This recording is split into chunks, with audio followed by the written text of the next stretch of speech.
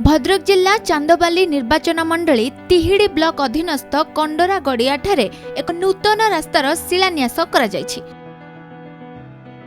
एही कार्यक्रमटी सरपंच बलभद्र माठंक पौराहित्य रे आयोजित होइतिला। एही रास्ताटी कंकड़ा दाढ़ ठारू कंडरा गड़िया गाँ पर्यंत निर्माण करा जिवो। पंचायतवासी दीर्घ दिन धरी एही नूतन रास्ता पाई दाबी करिथिले।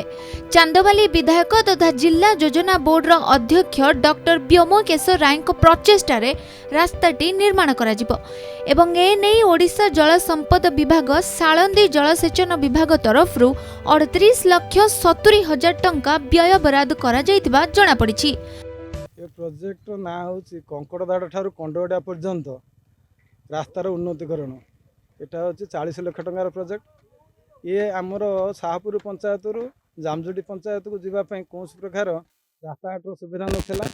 आम एठेकार सोसाइटी होछि अमृतपुर सेवा समुदाय एवं सेटिंग मध्य आम गदी बाटे बोली पिराहाटू गदी गदी देख अमृतपुर आसते।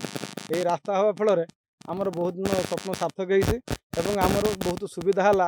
माने अमृतपुर बा गदी के जीवा पई आमर 15 किलोमीटर बाट कमी होला। भद्रक जिला तिहिडीरू संजय दास, कोणार्क न्यूज।